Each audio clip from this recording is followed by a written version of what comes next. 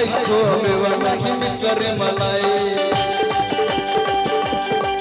नहीं खाई खोमेवा नहीं मिसरी मलाई नहीं खाई खोमेवा नहीं मिसरी मलाई नहीं खाई खोमेवा नहीं मिसरी मलाई पहले मने तने बिस्क किया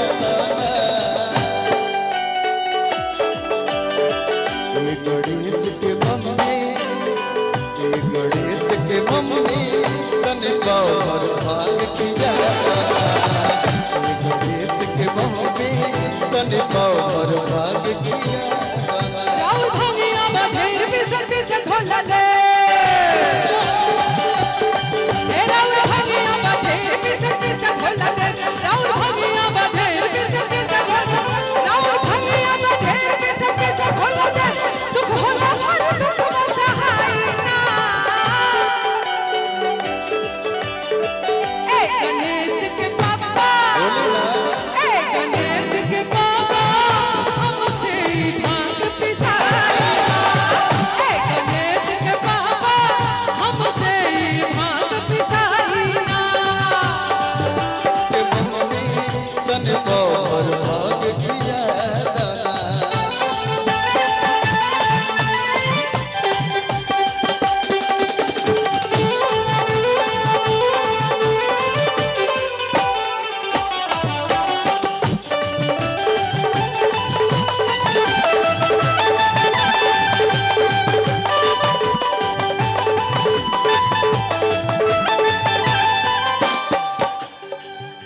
लेकिन भाव दीदी भाव है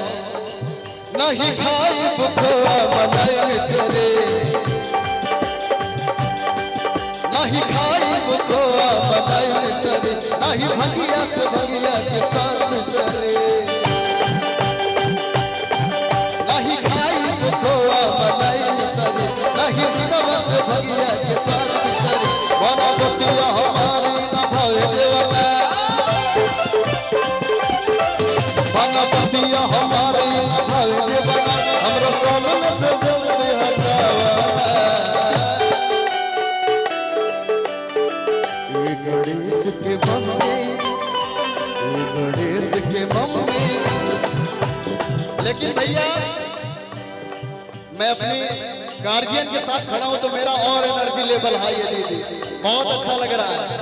तो मैं चाहूंगा मेरी दीदी के लिए एक बार जोरदार ताली बजा के चारों तरफ से आशीर्वाद देंगे और ये पूछना चाहूंगा कि इस गाने को कौन कौन सुना जरा दोनों हाथ खड़े करके बताएगा दीदी के साथ गाएगा दोनों हाथ खड़े करके बताएगा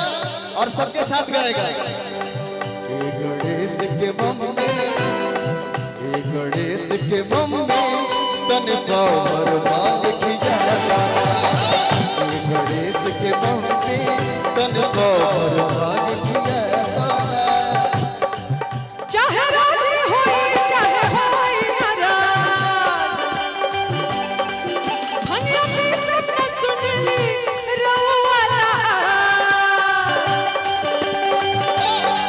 चाहे राजी होई चाहे होई नाराज भनिया की सपना सुन ली रोवाला जनो करे खलाल करे हमरा पखया जनो करे खलाल करे हमरा पखया हम छोड़े ना समय में साइना ए गणेश के पापा बोले ना ए गणेश के पापा हमसे भांग पिसाइना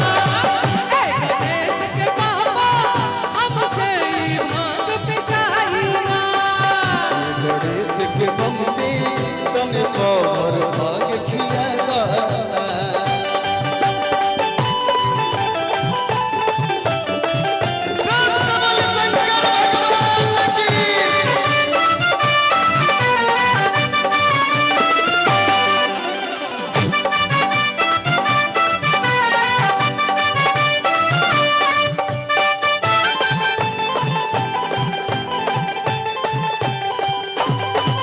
अच्छा भगिया न देबो तो राजा वाला कम मेहनत के काम में तो जल्दी करा अच्छा भगिया न देबो तो राजा वाला कम मेहनत के काम लगी जल्दी करा हो जगह चिलम भर के लावा मारी तो एक हो जगह चिलम भर के लावा मारी चर्चिल में पियाला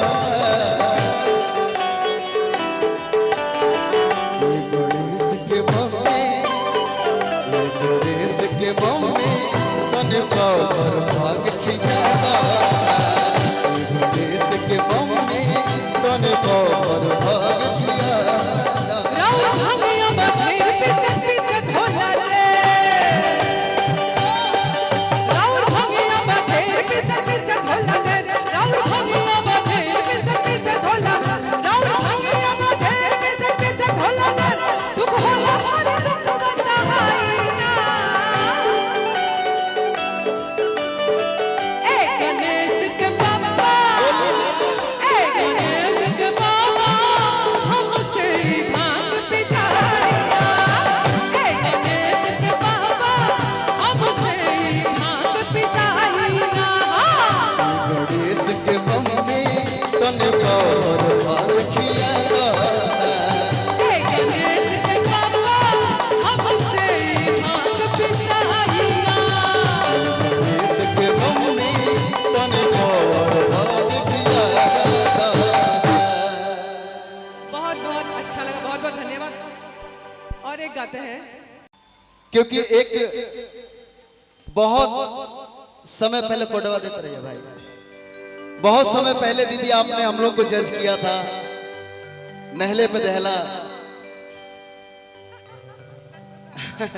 हम लोग बहुत छोटे छोटे थे तो आज मैंने कुछ अच्छे कर्म किए हैं या किए होंगे जो आपके समक्ष आपके साथ गाने का मौका मिला मुझे इसके लिए मैं बहुत बहुत धन्यवाद आभारी हूँ दीदी और एक शब्द और बोलना चाहूंगा दीदी कि जब हम लोग बचपन से आपको सुनते आ रहे जब भी हमने बहुत आपके अच्छे अच्छे लोकगीत से लेके जो विधाएं आपने गाई हो जो पूर्वी से लेके जो आपने अच्छी अच्छी चीजें गाई आजकल दीदी बहुत लोग आइल बटे नया नया कलाकार लोग सब अच्छा है, सब अच्छा है। लेकिन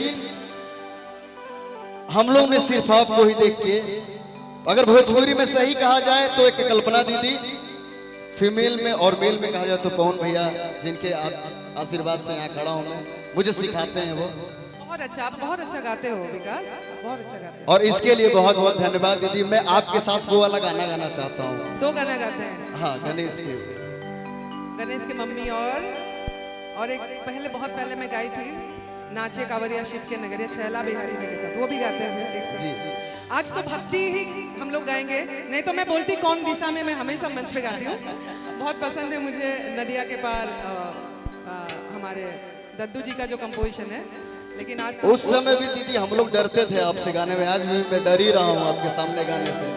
हमने की गावत रही जाता हमने की सोचल जा कहीं दीदी हमने के 7 नंबर मत देता क्या नंबर दूंगी मैं अभी तुमको नहीं एक डर रहता है ना दीदी आप हमारी गार्जियन है